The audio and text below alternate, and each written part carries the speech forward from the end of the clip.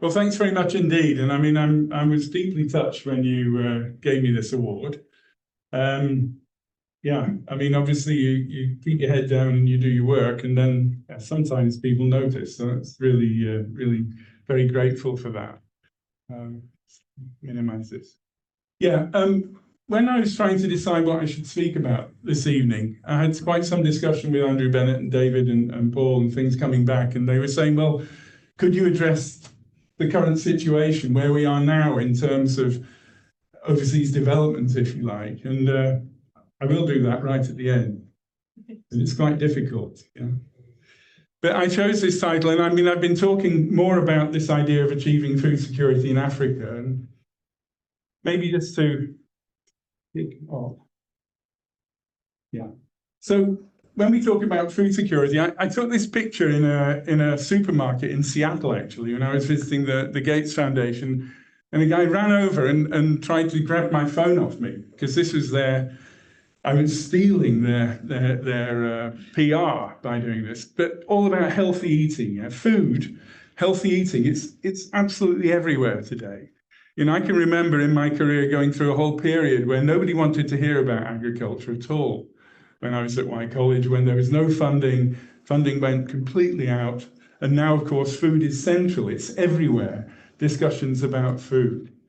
And using this definition then, food security exists when all people at all times has physical, economic access to sufficient, safe, and nutritious food that meets their dietary needs and preferences for an active and healthy life. A very general definition. What I'm going to do today is I'm going to be talking quite a lot about this book that we just published. It actually came out in March. It's edited by Michiel de Haas at Wageningen and myself. And it's contributions from many authors from Wageningen and our partners in Africa. But I'll start off talking more generally about global food systems, basing it in the Sustainable Development Goals.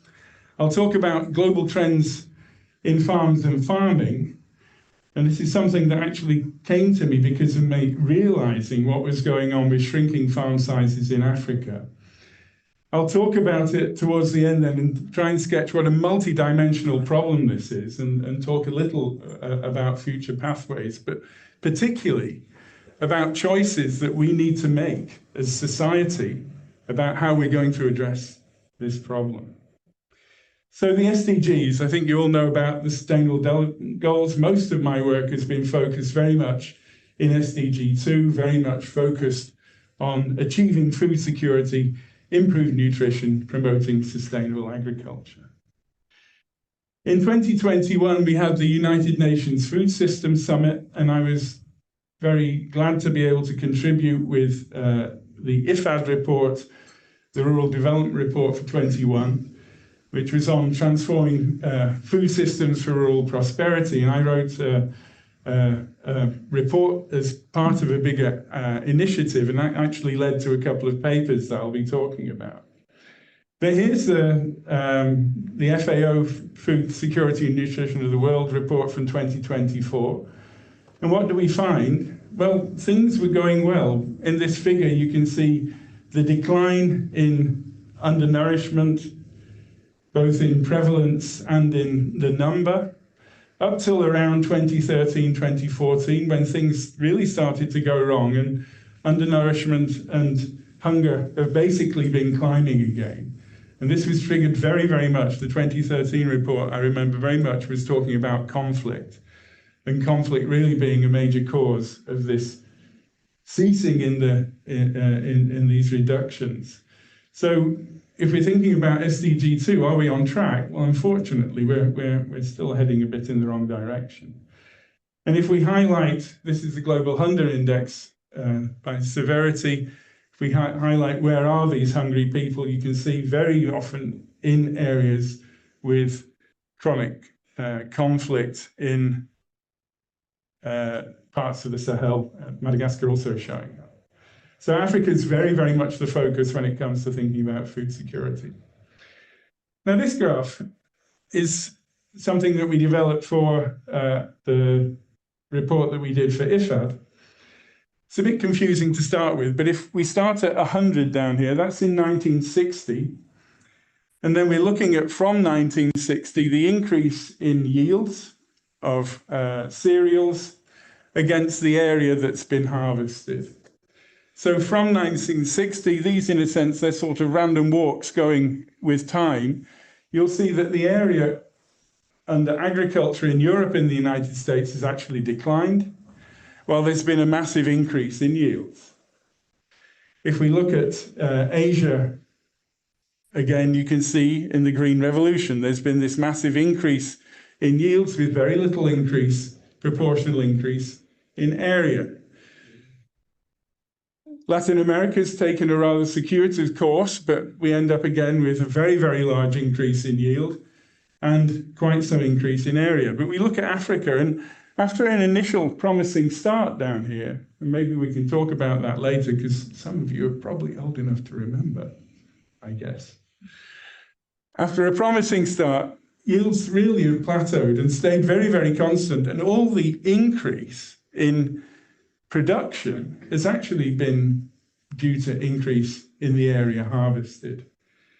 So that means then that crop yields remain low. We've got this increasing demand for food as the population rises. There's a desperate need to increase production, and then that's an opportunity. It's an opportunity for smallholder farmers, of course, to increase production to meet the needs of a growing population.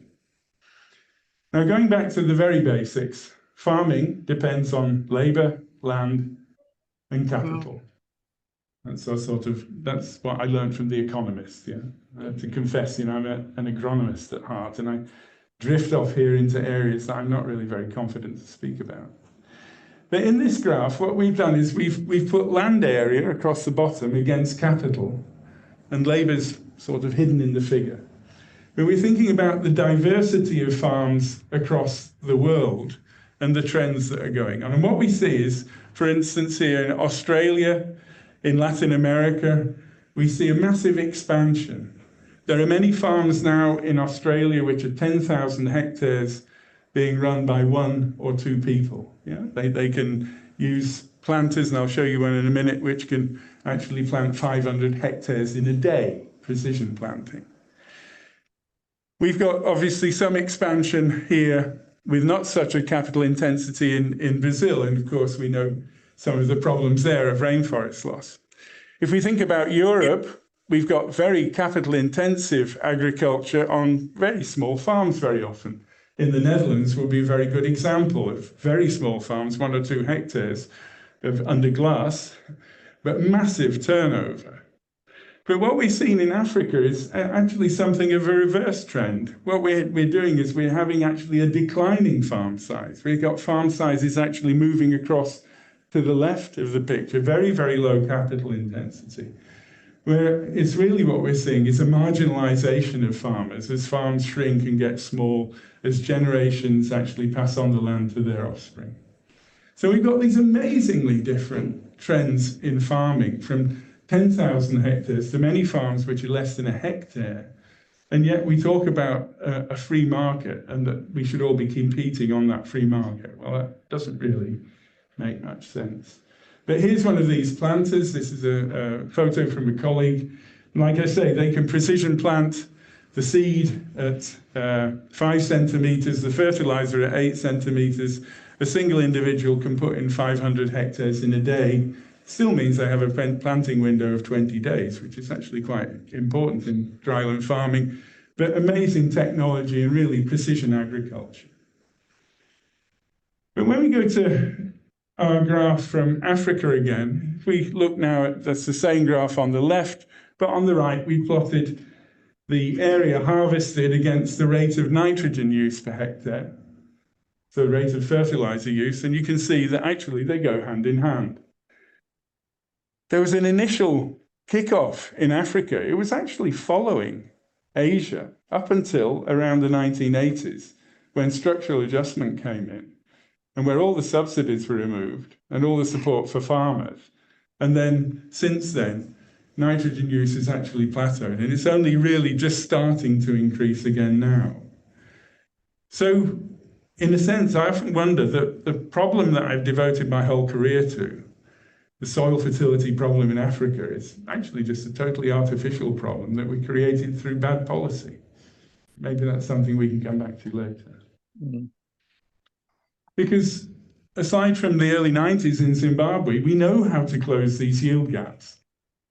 On these very sandy soils in Zimbabwe, you can do these beautiful experiments, nitrogen responses, that very, very nitrogen deficient maize in the middle, yielding less than a ton per hectare, very much what lots of the farmers look like. But we can easily raise those yields to 5 or 6 tons under that rain-fed environment simply by better agronomy together with fertilizer use. Now, in the introduction, Paul mentioned this project, N2 Africa, putting nitrogen fixation to work for farmers in Africa. And I was privileged to receive a grant from the Gates Foundation. It was actually $52 million in total that we spent over 11 years in 10 countries. So it sounds like a huge amount of money, but by the time you've distributed among all of our partners, and we're working with 20 or 30 partners in each country through our partners in the CGIAR and ITA and others. But we were able, though, to look at the grain legume technologies. We focused very much on grain legumes. We didn't work with green manures or agroforestry trees because we learned basically farmers don't want them. Farmers want something that they can eat now or they can sell. And we were looking at grain legumes, obviously with their benefits for soil fertility, but primarily for food and for cash. And as we were doing so, this is a graph that I actually produced with my colleagues in 2012, working in some villages. Some of you might recognize which country these are from, Ralph? Kenya. Okay, so we're in Western Kenya, in Migori and in Vihiga. So Vihiga is one of the most densely populated parts of Africa. Population up to 1,500 people per square kilometre. It's about similar as you have in the middle of a city. And what we were finding is that what we've done here is we plotted 100 farms across the graph, going from small to large. We've plotted, the blue is the land which is being used currently for food self-sufficiency. The red is the shortage of land that the family has, that they need, the extra land they need in order to be food self-sufficient. The green is the area that they can devote to growing crops for the market, for cash crops. And we were thinking about, where the value chains were. We needed to drive the intensification through market access. And well, you can make it fairly clear that in Migori, there's much more potential for growing crops for the market because the farmers have got a lot more land available. But this came really then to me that what we've got is, we talk very much about yield gaps, but what we got here were farmland gaps. And because the farmers are using that land year in, year out without putting anything back into it, what's that doing is that's actually driving down soil fertility. It's the worst thing you can do for a soil is to grow crops year in, year out without actually feeding the soil at all. And we ended up with this issue then that small farms and poor soils then become double poverty traps. They trap the farmer in poverty because there's no way that they can actually earn a decent income from the small area of land without inputs. Now, we took that idea and with some colleagues, we pulled together all of the surveys we could, and this was 13,000 farms at the time. In 2015, we published this. Again, lined up from sort of small to large. And what we found, rather shockingly, out of these 13,000 farms, nearly 40% were food insecure. These are actually data that we got from baseline surveys that lots of projects have been running and very often not using much. They do a baseline, do an end line, and then you rarely actually interrogate the data. And what we found as well, which I thought was really striking, was the farmers who are doing well, they had their food crops, but they were selling food crops, they were selling cash crops, they were selling livestock, or they had livestock actually within their farms, and they had a substantial amount of off-farm income. And actually all of those, it wasn't one of those that was contributing to those livelihoods, but obviously you've got very diversified livelihoods. Now, for the UN Food Systems Summit, what we did was another analysis where we brought together, again, all of the surveys that we could for different countries, where those surveys were done in a way that they were uniform, they were distributed across the country to give us a good picture of where they are. What the previous graph, this graph, is actually based on project baselines, which tend to be done in villages where projects are working. So they're not nationally representative in any way.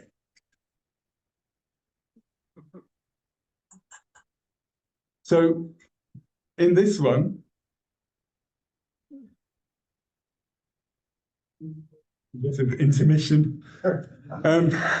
In this graph, what we've done is we've taken surveys from the Living Standards Measuring Surveys of the World Bank. And so these are actually design surveys. I'll just have a drink of water. I'm sorry.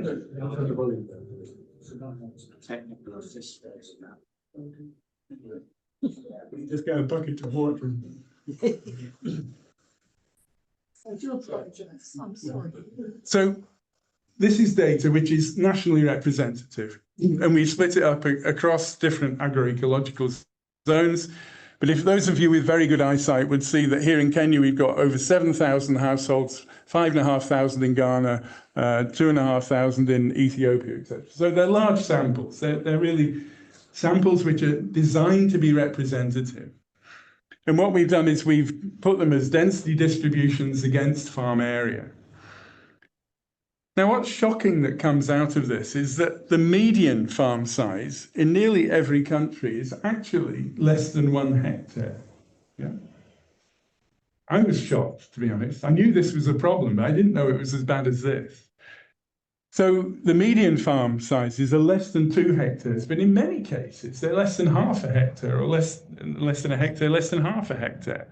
And actually, the only places where you have larger farms tend to be in those larger dry savanna areas, where, of course, farmers depend on much more land for livestock. Now, we use this data then to actually a detailed analysis of household livelihoods. And what we found was that, and I just summarized it here in 3 points, but a very large proportion of households were food insecure. And here we're talking up to, in many places, up to 90% of households, food insecure. Even more are below the poverty line. And when it comes to those who can actually achieve what we call a living income, so that's a sufficient income not just to eat, but also to send your kids to school and have basic health care, then that was actually down as 2 or 3%. And this is really a very stark situation, because small farms, then it becomes a hard limit. And one of my bugbears, really, with all my colleagues and myself, is we focus on technologies, and we can show on a plot that we can increase yield from here to here. But if you don't have any land, you can increase your yields, but the actual increase in income or in food security is actually very limited indeed. Now, what people say to me then is, oh, we need to forget about small farms then. But that's not the message at all, because these people that we're talking about depend on those small farms for a lot of their food. It's not the only form of income they have. And of course, they have diversified incomes. Many households, or nearly all, have family members working away who are sending back remittances. The GDP of many countries in Africa is now more than 25% of remittances internationally. But also within the countries, there are very, very large remittance flows from the cities back to the land. And people say that then this is going to sort itself out in a few years, because people will just leave the farms and they'll be in the cities. But the rate of population growth in rural areas is still actually above 2%. So we're still doubling populations in rural areas in less than 20 years. I think this is rather important. Now, that led me to write a paper in 2020, which I called The Food Security Conundrum. It's a conundrum because I don't have the answer, I'm afraid. But basically, we know that national food security requires this abundant supply of cheap and nutritious food. for both the rural and the urban populations. And urban populations in Africa are growing at a rate of 6 to 7%. Yeah. And that's not just in big cities, it's also in smaller towns now, really growing very, very rapidly. Agriculture is a major contributor to the balance of payments for most African economies. So when you go and sit with the minister and you're talking about your work around agriculture and boosting yields, they're always interested in the export crops, not so much the food crops. Because their job as Minister of Agriculture is to make sure that enough is being exported so that there's enough money coming in that they can pay the petrol bill and the economy doesn't grind to a halt. So the focus of African policy is very, very often on export rather than actually meeting the food security in their own country or really giving proper support for smallholders. So we end up with what we maybe should call rural households. Of course, they're farmers. I think I'd like to call them maybe reluctant farmers that lack sufficient land or economic incentives to actually invest in agriculture. Because very often you go and sit under a tree and you really start talking to farmers about what do they see as the future for their children. It'll always be as a job as a teacher or a nurse or in a bank or something which will give you a regular salary so you're not subject to the vagaries of the weather if you're going to be able to eat and feed the kids and send them to school. So these things really come together. So how can we address this? Well, we need to boost productivity, obviously, as well, to restrict the expansion of cropland. These graphs are actually showing the number of individuals per hectare of cropland. And the brown colours are 6 to 8, 8 to 12, and as it gets darker, 12 to 25 people per hectare of cropland, not hectare of land, because, of course, a lot of land is unsuitable for agriculture or used for other purposes. Now, can we actually feed the population by 2050? Well, if cropland expands, well, we can actually maintain those densities of population at a reasonable level. But if we actually say, right, we're not allowed to expand agriculture any further, so if we really want to preserve the Congo rainforest, if we really want to actually maintain all of those beautiful safari areas in Tanzania, then we don't want those to be lost to agriculture, of course. But if we don't do that, then the densities of population per hectare of land will be such that it's actually unfeasible. I mean, we're talking here about over 100 people per hectare of land in some countries. So obviously we need to boost productivity. To do that, we can't do it purely agroecologically. Now, maybe not talking to an audience here who's completely sold on the idea that organic agriculture is going to feed the world, but it's definitely not going to feed Africa. And I'm actually not an anti-organic person. I think if farmers can grow organically and get a good market for it, and they work with niche markets, that's absolutely fine. But I do think we've got to be very careful about exporting our ideals to other parts of the world. But it means then for us around soil fertility, we need to do all the recycling of nutrients we can, but we need to combine that with balanced fertilizer use, and it's what we call integrated soil fertility management. Now, I'll give you some really positive examples, though. Here, climbing beans in Rwanda. Now, if you want to intensify on very small farms, what better to intensify vertically? And this lady is Mrs. Gasilida. This variety here of climbing beans, the Siat variety developed together with the national program there, is called Gasilida. It was named after her. And when I stand in those fields of climbing beans, I can't reach the top. They're over 3 meters high. And we can actually get 5 tons of dry beans off that, Phaseolus beans. Yeah, so fantastic. But only if the good varieties combined with both manure and some little bit of phosphorus fertilizer. And a farmer in Rwanda, I remember very much, an old lady farmer talking to me, said, if you want to grow beans, you have to have a cow. Yeah. Beans really need that organic matter to really get going. But a wonderful example. And then, of course, you've got benefits for the crop coming afterwards. On the left-hand side, there's maize after maize.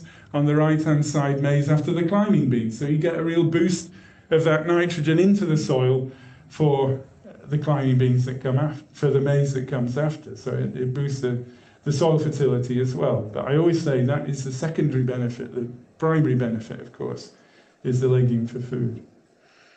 In West Africa, ITA developed these short season cowpea varieties with a nice white seed. Seems to be. And they have a real advantage that they yield in around 60 days or so. So in the long season there, the hunger period is actually when it's all green and luxuriant, because that's a very long time since the harvest the previous year.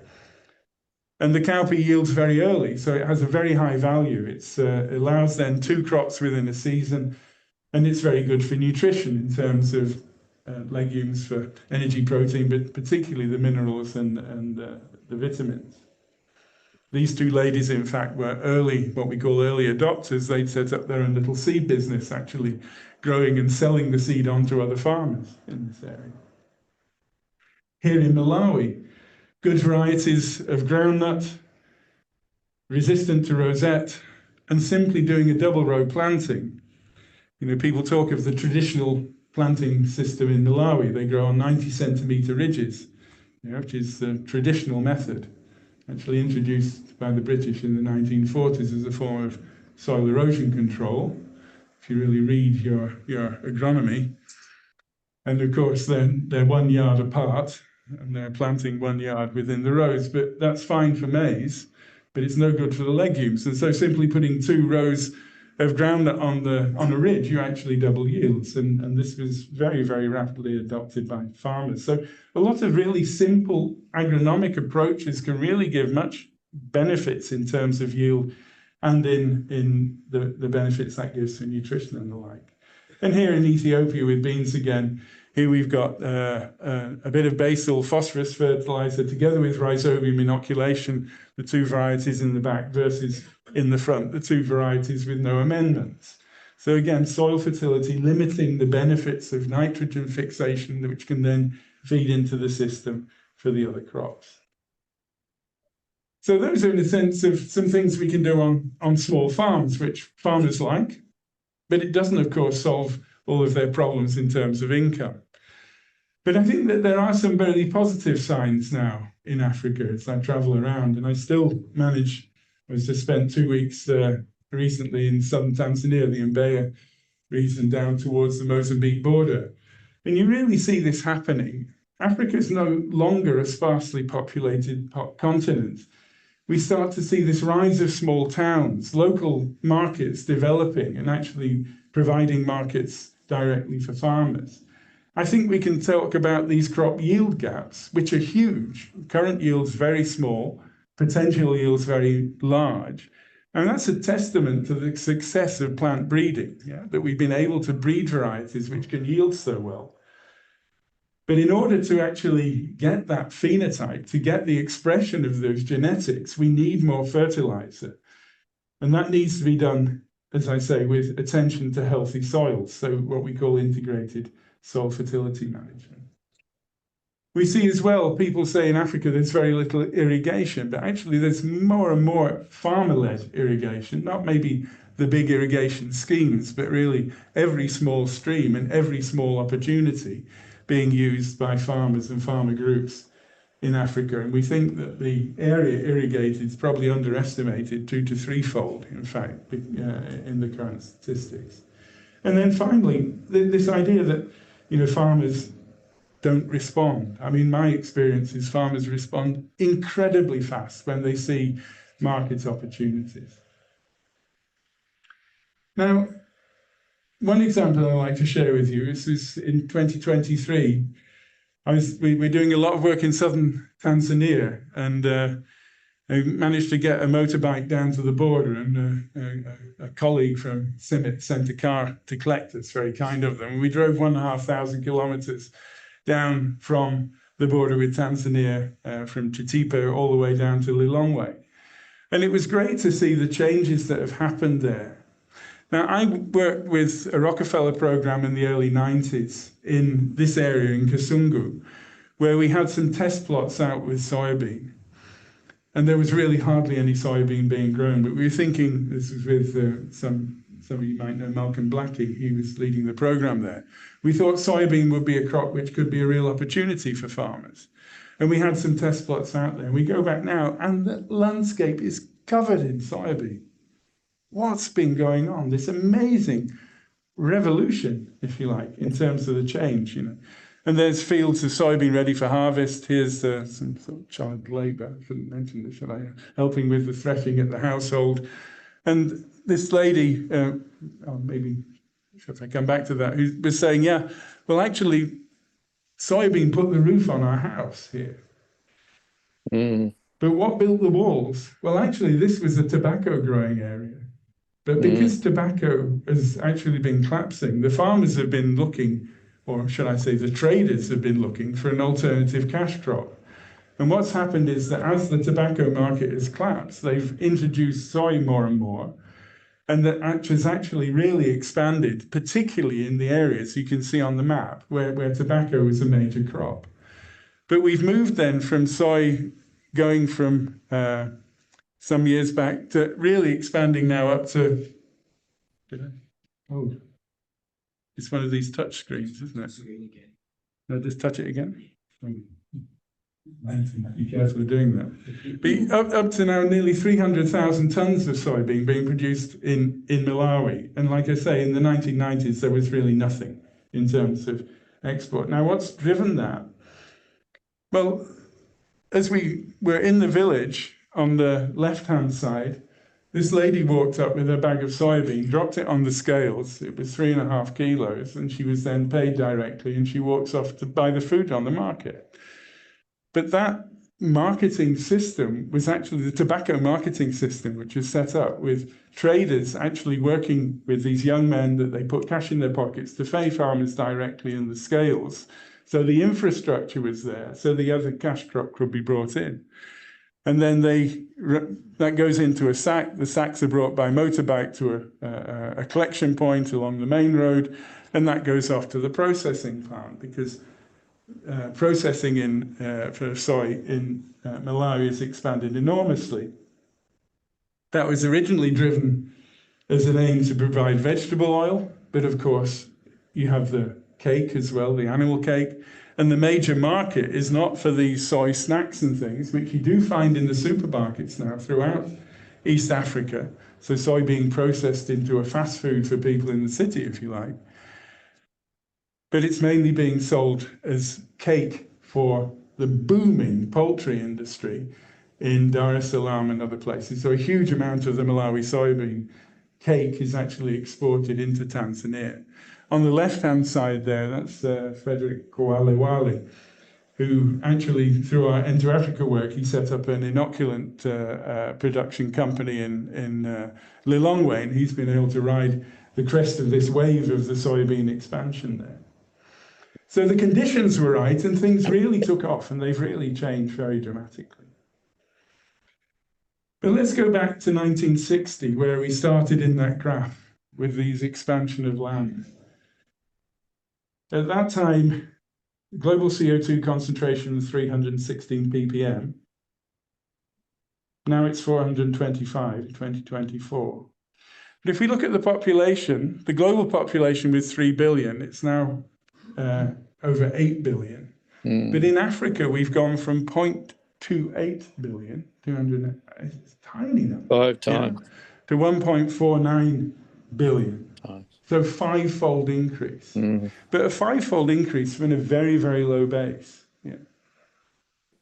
But what's happening now with the rate of expansion is we're now expanding population from actually quite a high base. But when we think about climate change, this is just the Guardian Weekly, being exiled from the UK. I always say I'm an economic and academic refugee, actually, because I left the UK because agriculture in the universities was killed off in the 1990s. But I read the Guardian Weekly, and this is just a spread from the Guardian Weekly. But on the train, I had plenty of time on the train today. I pulled out this slide from an IFPRI report, which is showing, well, where are the major impacts of climate change on agricultural total factor productivity going to be felt? And you can see that amazing red line there across the equator. So climate change is already there, it's already happening. But alongside this, we've got these shifts in population. Africa's going to have an extra billion people in the next 20 years. It's just hard to believe. Yeah? We've moved to 1.5 billion, but it's going to be 2.5 billion by 2050. And if we don't do anything about it, actually, it's going to be 4 billion by the end of the century, because the rates of population growth in Africa are really not slowing down. Now, here in Europe, we worry very, very much about the pension burden on society of all of us because of not having enough replacement in terms of birth rates going down. But Africa is actually facing the other problem with this huge shift. So 25% of the world's population is going to be African by 2050. And then we think about the forests. Well, the forests, of course, are very important for biodiversity, but my colleague Doug Scheel is really emphasizing this, that apart from being one of this major importance for global biodiversity, it's also massively important for the continental water cycle. Nearly all the rainfall, a huge amount of the rainfall that falls in East Africa is actually evapotranspiration from the Congo rainforest. It doesn't bear thinking about what might happen in terms of the future rainfall patterns if we lose that forest. So apart from the biodiversity argument. And then we have this whole issue of what we can call the demographic dividend. Yeah? Again, this is from an article in Foreign Affairs. 420 of the 428 million workers entering the job market in 20 years from 2020 to 2040 will be in Africa. 98% of the growth in the global labor force is going to be in Africa. Now, there's this book, Youthquake, which I read when it came out in 21, and it's a very good read, Edward Pace. And he argues there is this demographic dividend. You've got a young, youthful population. It's a fantastic potential workforce. But you can only realize that demographic dividend if you actually have all the conditions in place. And of course, one of those is a thriving job market, as well as good education. My close colleague Jim Sundberg has written a lot about youth, and he talks about the youth employment crisis. But it's actually the crisis is the lack of jobs. And in our book, there's a very good chapter by Janneke Peters, an economist, where she analyzed the labor market in Africa. And what she argues is that nearly all of the growth in jobs is actually in very low productivity self-employment. There's very, very little in terms of new manufacturing. And actually, given technological advances, manufacturing will never actually create all of those jobs for a large labor force. I like to use an example here that in Ethiopia, Heineken, some of you might have heard of, received quite some funding from the Dutch government to help farmers setting up barley production and barley chains, and they bought out all of the local breweries actually. And they modernized the brewing, and they employ something like 10% of the workforce they had before. That's what we call development. Yeah. But obviously, advances in technology are very good for the manufacturing process, but they don't create the number of jobs that they did in the past. So there's a really big question: is where are all these young people going to work? Yeah, in Africa. Now, this week, my colleague came out with this paper, Prospect in PNAS, Prospects for Cereal Self-Sufficiency, as being much more positive than what they'd done, their analysis 10 years before. And what they've shown is that basically due to a large expansion of land and though increases in yield, Africa is moving in a positive way towards food self-sufficiency. But I do have problems with some of the data going into this. And I don't know if any of you saw this article in The Economist about Ethiopia's green revolution, Abiy Ahmed's agriculture revolution. It's too good to be true, because basically the statistics don't add up. And we're really faced with this issue they developed an agricultural growth plan in Ethiopia, and it's quite remarkable because since it was brought into being, every year the yields have increased according to the plan. Yeah. So that's what happens in countries with authoritarian regimes where people aren't allowed to speak out or say anything, is they report the numbers that are expected of them. So we have a huge problem here, actually, of not really knowing what the production of food is in Africa because the statistics are so poor. But there are positive signs. There are definitely in Ethiopia, traveling around, you do see much more fertilizer being used. You see much more better yields. You see increases in productivity, but it's maybe not quite as good as Abiy is actually claiming that Ethiopia is self-sufficient for wheat, and that's really not true. So how did we finish off this book? Yeah. Well, we had 25 chapters looking at every different aspect of potential food security in Africa, you know, from the bioeconomy to employment, to soils, to climate. Well, what we realize it's a very complex, thorny problem.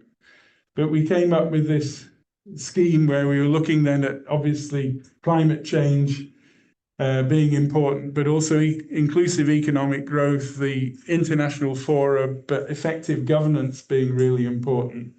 Focused very much around needing a productive agriculture, maintaining resilient ecosystems, needing nutritional diets.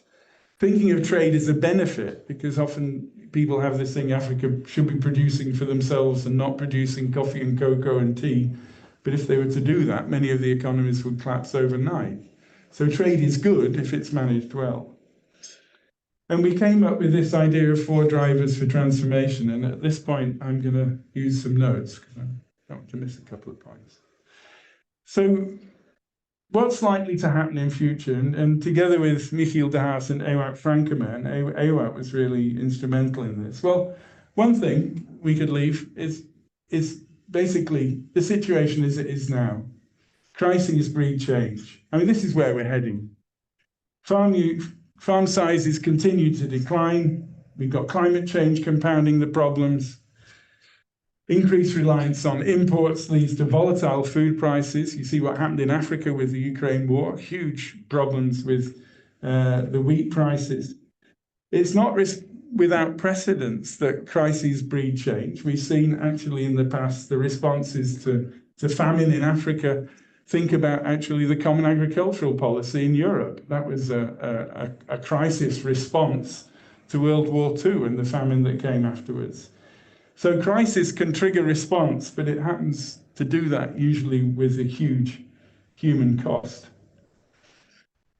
Another potential way things could develop is what we call the international ripple effect. So some countries establish a record of effective governance with tangible welfare gains of their policies, so food prices stabilize. And if we think about countries that have had relatively good agricultural growth over the past years, Côte d'Ivoire, Senegal, also Ethiopia, maybe not as good as Abiy claims, but definitely there have been positive gains. But we can see that those gains can be very fragile, as we've seen in Ethiopia with the conflict that's been there. But when proven successful, maybe we can have this ripple effect where proven policies can actually be trend-setting and actually influence other governments to step up. If that is likely to be the scenario, it's likely to end up with being very large inequalities between countries in Africa. A third approach would be then thinking about these regional or Pan-African initiatives. And many of you probably heard about the African Continental Free Trade Area. So in the same way as the European Union, we all know the benefits of trading, don't we, with our partners and our neighbors. Yeah. Very good. Yeah. Africa's been talking very much about setting up this continental free trade area to actually encourage trade between countries rather than having large barriers. So if Africa takes a more assertive stance in global arenas, And if they allocate their supposedly 10% to their budgets to agriculture, maybe would see a reduction in reliance on imports of food, and maybe ecosystems can be better managed through international cooperation. The Congo Basin isn't just one country, the whole number of different countries that manage the Congo Basin, but of course then coordination challenges are there. And our last and most optimistic approach is one of global responsibility, where we have a new world order which coalesces around the need to address global warming to make sure that we don't exceed the planetary boundaries. So the largest historical emitters in the world, such as the industrial countries in Europe and North America, actually take their global responsibility for the problems that have been caused, and realize that African food security is inextricably linked to global environmental and economic process. Maybe partly as part of a reparations agenda, but really seeing then internationally Europe and North America stepping up to commit to transforming food systems in Africa. At the same time, we need African governments to be much more accountable. We need them to invest heavily in the conducive conditions for farming, because currently it's not economically attractive for farmers to invest in their land. And we need that to get the gains in crop and livestock productivity. We need to really rethink our attitudes to migration, because we have a huge problem of labor in Europe. And circular migration, I think there are many families in Africa who will be very happy to work for some years and to go back to their countries. And that circular migration, but also the remittances that I mentioned already, are incredibly important. So the youthful population of Africa could be a catalyst to actually address the problems of the demographic challenges that we face from both ends. So that final driver, as you can imagine, is certainly the most ambitious. Sadly, the least plausible.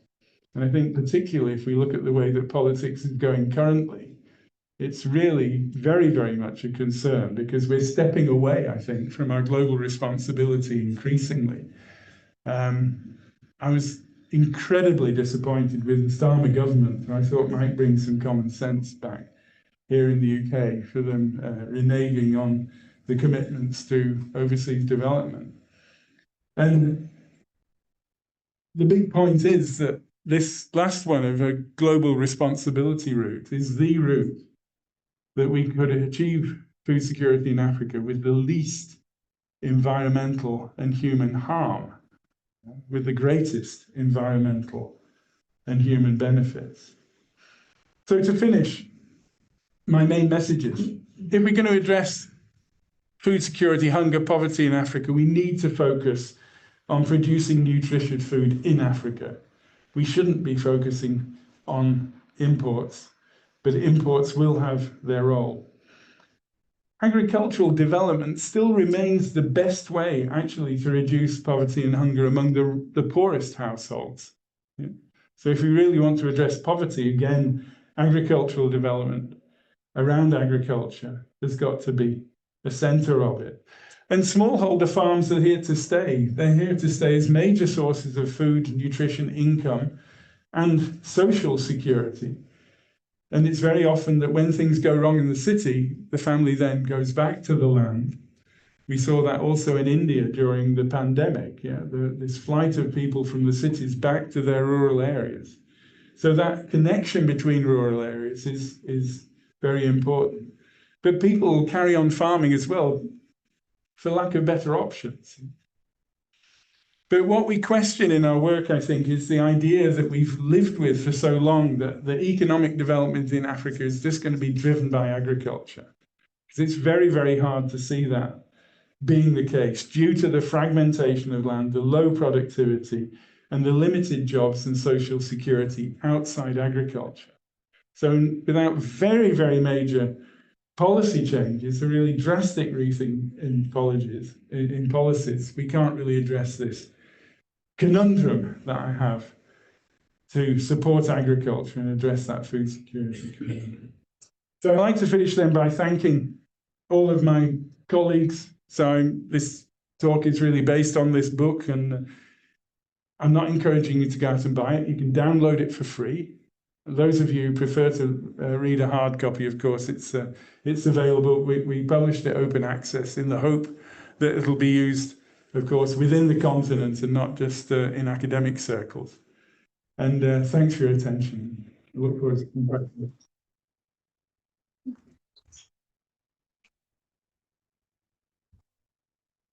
Well, thank you very much indeed, Ken. Very stimulating presentation.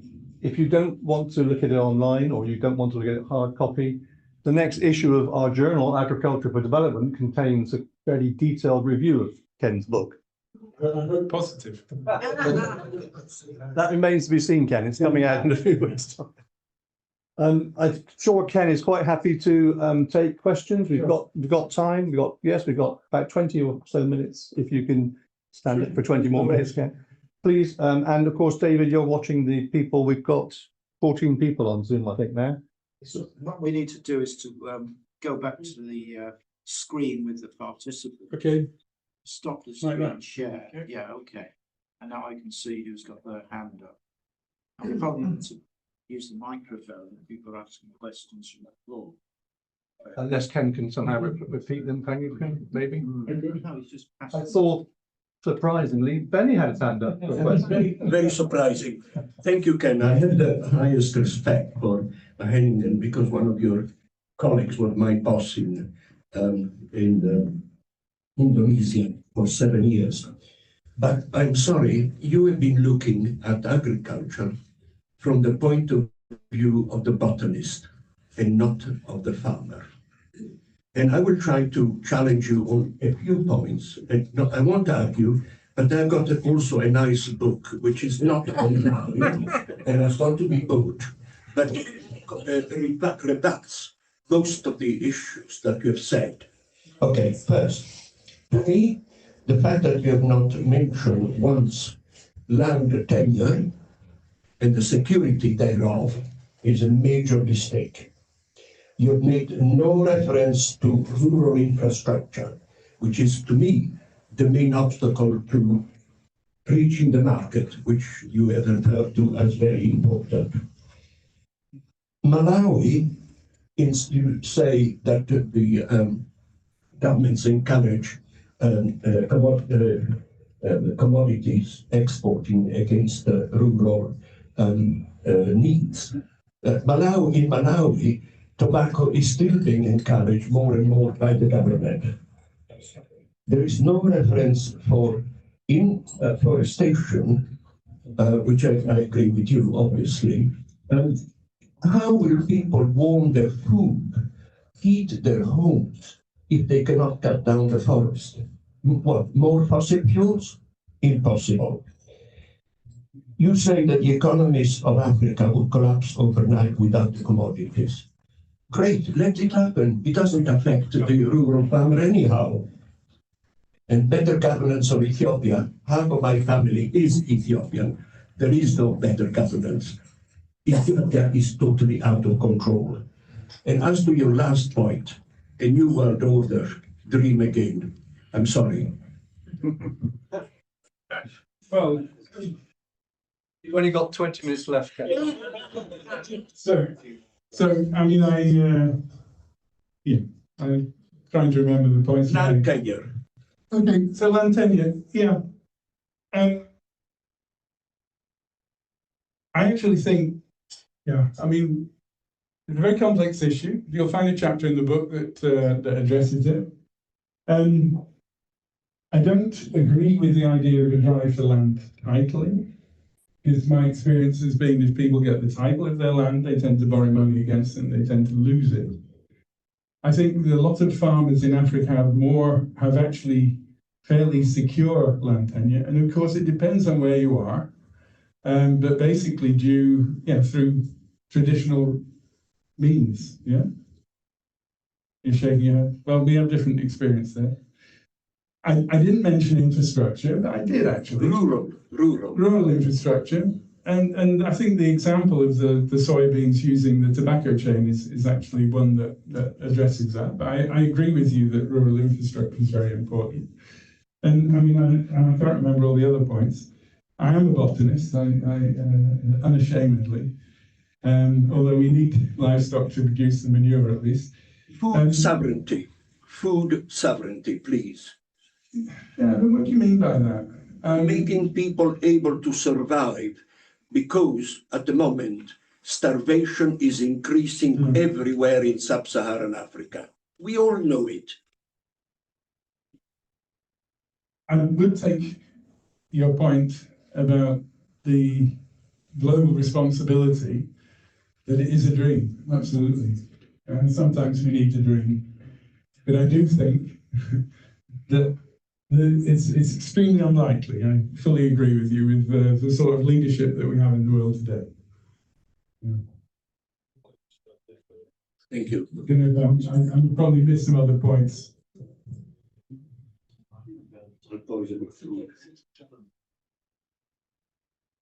Hi, you mentioned the reduction in average farm size, a big factor in reduced productivity. Can you get the increases in productivity that are required without consolidation of farmers? That's sort of the equivalent of enclosure in 18th century England. Do you need something equivalent in Africa to get those increases in food productivity? I mean, I think that's an absolutely critical question. And you know, people are saying, well, how can we, you know, if you like, drive land consolidation? Of course, the big question then is, well, for land to consolidate, you know, a lot of other people have to leave the land, yeah? Now, that can only really happen, and it happened, say, in Europe, with people moving to the cities and actually moving to work in factories and the like. So it's tied up completely with the whole issue of the job market, yeah? And I think that there's one point at which I think I've been completely wrong, because certainly of the generation of farmers that I know through the projects that we work with in nearly everywhere, people have really held on to their land because of when things don't go well in the city, they'll actually rely very much on the farm. And there would be part of the family would be staying on the farm anyway, would remain there. So family members moving away. And I've been saying it, so farmers will not sell up and they will not move away. But I think that that's a generational thing, because I think in one generation's time, that link might be broken. And so there might actually be a trigger which would allow at some point, maybe not immediately, but in 5 or 10 years' time, that as that older generation is passing away, the younger people from the city don't want to go back to the rural area, that link might be broken to the point that land markets might start to develop and consolidation would happen. But I think there'll be at least a 10 to 20 year lag before that'll go on.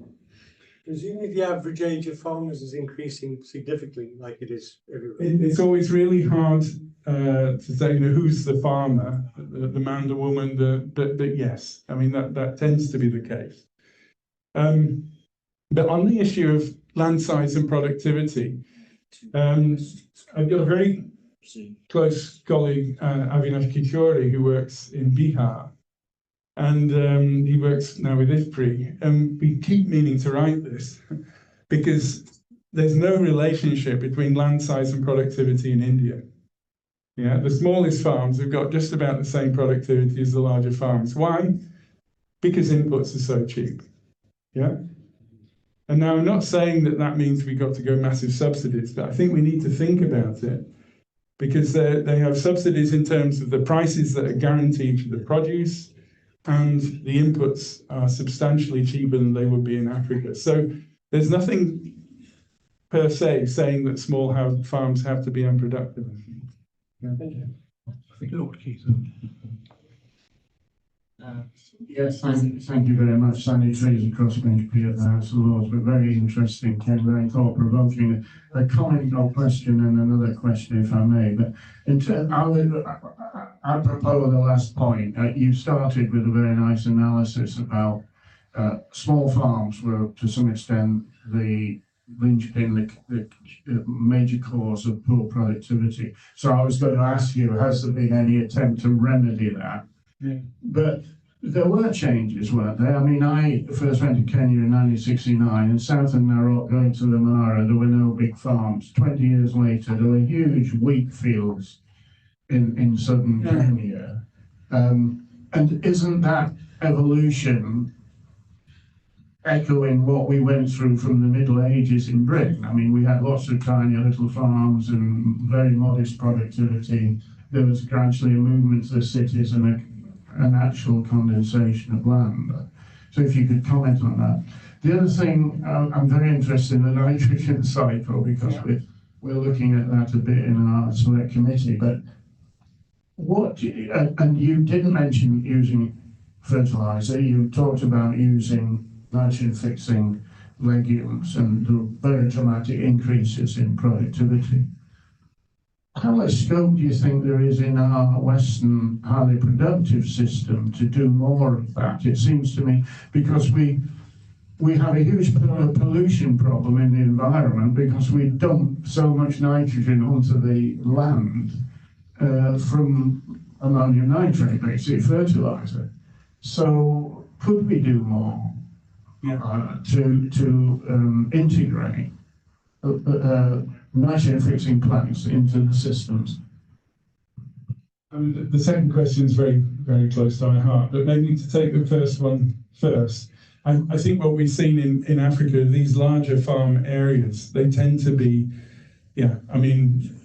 wealthier people. They tend to be, there's a commercial sector, certainly around Mount Kenya, to the north of Mount Kenya. You have very large farms, mechanized farms, generally under the ownership often of what were the white farmers in the past. I mean, obviously, I spent a lot of time in Zimbabwe, and commercial agriculture there has collapsed. I mean, it was highly productive. There was a 10-ton club when I was there. Farmers routinely getting 15 tons of grain per hectare compared to the smaller farmers getting 1 ton under the same agroecology. Yeah? So it's my point, really. We know how to grow crops.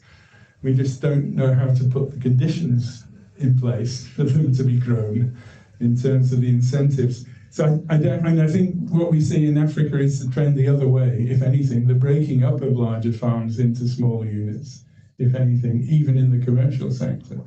And it depends very much, of course, on the crops that we're talking about. Yeah, which crops.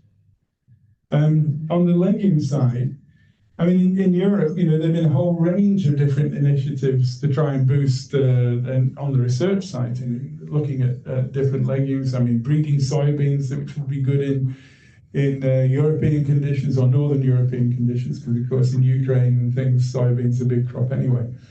But it's all about markets. One of my ex-PhD students runs a company called Legume Technology out of Nottingham, and they produce the best rhizodium inoculants in the world, and they market them globally. And he said, but the big problem with his inoculant market in the UK is that, people will buy it for their beans and their peas, but then the wheat price will go up and everybody stops growing them. Because people talk about rotations, but they actually respond very rapidly to the market. So legumes generally are not economically attractive to farmers. I think that's the biggest issue. And when it comes to it, you can only eat so many beans. I think David had 2 questions from the people zooming in. Yeah, 2 questions from the Zoom participants. I'll take them in the most logical order. Quite straightforward, both of them. One is from YYMB. I'm not sure precisely who that is. How do you see the influence of China's and Russia's interest in political influence in extracting minerals, including rare earths and primary products, from the Belt and Road approach to trade and investment? Can I give you the other question now as well? That's a big enough question to go on with. I think we have to. I mean, African governments obviously like the investments because they're investments. And when it comes to it, I don't know if you've heard about the big rare corridor. Yeah. But basically the corridor that runs from the Copper Belt, the Mumbashi area, Katanga in Congo across to Angola, because there was a railway there in the past which is defunct, and the Americans have been pumping billions recently into developing that corridor to Angola to try and make sure that access to, and that was before Trump as well, access to rare earths and copper going out to the west instead of it necessarily going on the Tazara railway out through Tanzania to the east. And there are big discussions currently that the Chinese will reinvest in Tazara, which I think would be a great thing. So, I mean, I think Africa needs investment. Obviously, you want it to be done on terms which don't mean you're selling the country down the river, which I think Zimbabwe has largely done with all of their mining interests to the Chinese. But, yeah. Yeah, the other question from Jim Ellis-Jones is what can TAA International contribute to development in sub-Saharan Africa? I think that's a really good question. And, you know,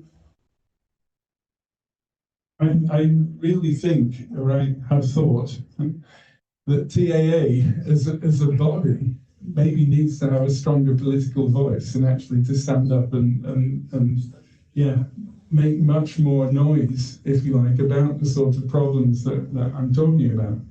You know, why did we write this book? I mean, basically, because I'm scared. After my period of working in Africa, I think, we've got all of these wonderful things on the shelf, all of these technologies. We've done a lot of fantastic research, and none of that's really taking root and taking hold, because all of the problems around that are institutional political problems. And we're not.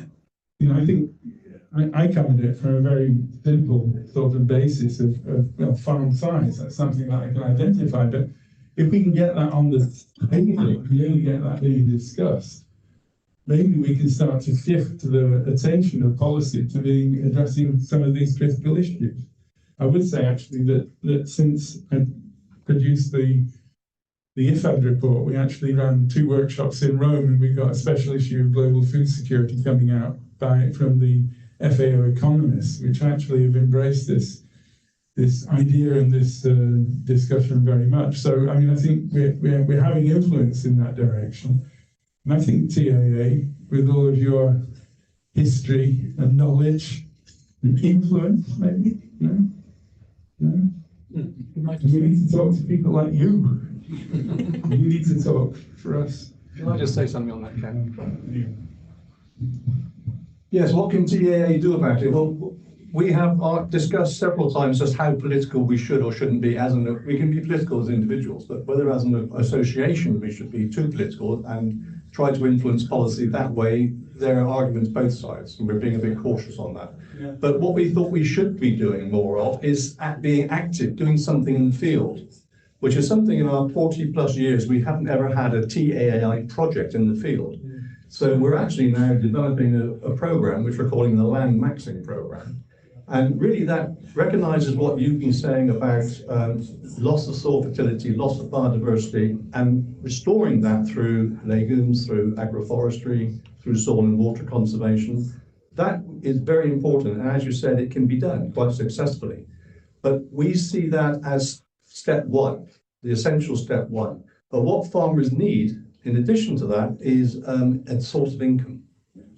And so what we're looking at is what's the biggest resource available to farmers in Africa with the greatest potential? And we think it's indigenous tree species.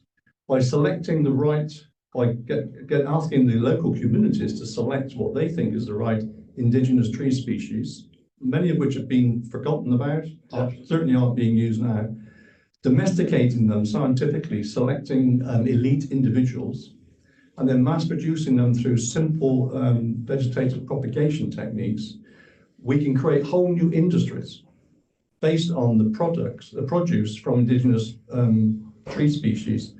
And of course, so that domestication is the second step. And then the third step is actually systematically commercializing their products through processing, through packaging, through various things. So what you end up with is more sustainable food production, yes, but a source of income to keep the young people in the villages, in the communities, working on what could be quite lucrative local businesses and local industries. So, I mean, I wouldn't gainsay any of that, and I think, you know, it's one of those. I mean, Africa is a huge continent, and obviously, all initiatives are welcome and should be positive. But when I say being more political, I'm not necessarily talking about going out and campaigning for a party, but I think getting the debate and the discussion going about the key issues, I think that is absolutely a role for TAA. It's not, you know, it's not necessarily saying what the policy response should be, but getting the issues on the table. I mean, I find it really frightening how little attention there is currently to African demography in any global debate. You know? I mean, it should be there as important as climate change almost. Yeah. That's one of the reasons we hold these annual lectures and invite guests along to try and share with them our perspectives on that.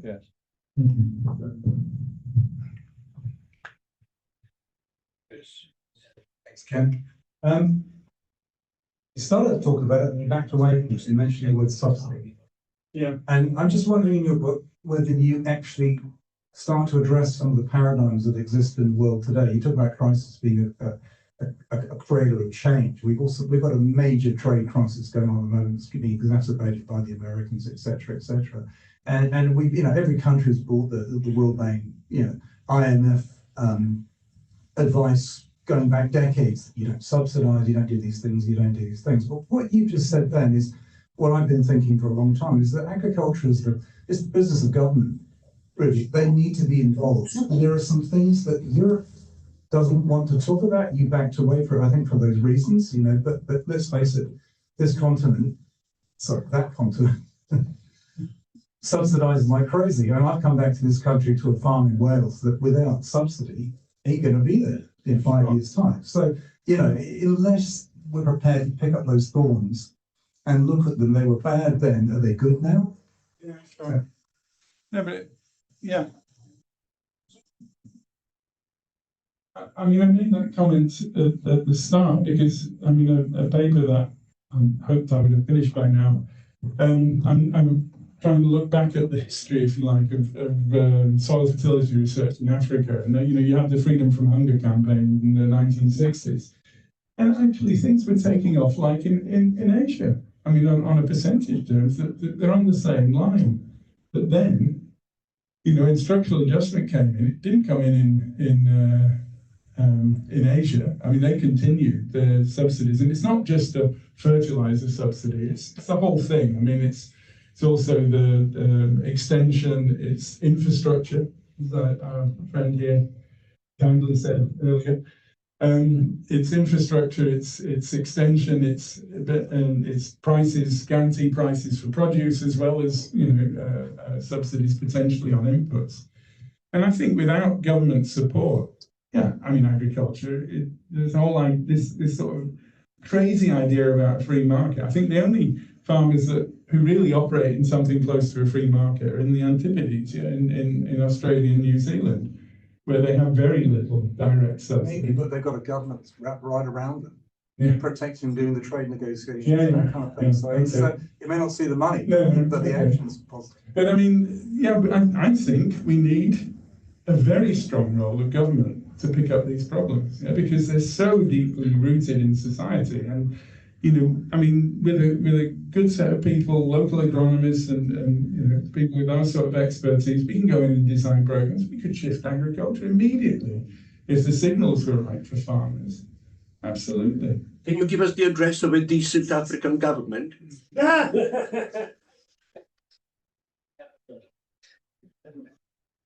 Other questions? We've got only a few minutes before. Please. Thank you, Ken. A great presentation. Africa's got some of the biggest cities in the world already, Cairo and Lagos. And getting food into the center of them is very difficult, but you never once mentioned urban farming. Yeah. Sure. Yeah, the only personal research I did on urban farming was when I was living in Harare, and that was largely about the real problems of the food coming onto the market in terms of sewage water being used for irrigation, causing diarrhea, in terms of the pesticide use that they would be using everything they could get their hands on to get the most beautiful coloured dark green leaves. They used compound X, they called it, which was a blend of fertilizers, something like 300 kilograms per hectare every 3 weeks. So, I mean, I think urban farming has its role, definitely. And I think the peri-urban issues are very interesting. I worked a lot in the Usambara Mountains, yeah, in Lushoto, up in north of, just west of Tanga, yeah, northern Tanzania. And I call that a peri-urban area, because they grow vegetables there. It's about the closest place to Dar es Salaam you can grow decent vegetables. It's cool enough. And the trucks leave at around midnight every day. And they're on the market in Dar es Salaam by 6 o'clock in the morning, yeah. So I mean, I think the drive of urban areas in terms of markets is really important. Whether or not urban agriculture, apart from large poultry farms and things, has got a role to play, I'm not so sure. But that's maybe my personal bias. Yes, one more here, David, and a final comment then. We can talk over drinks.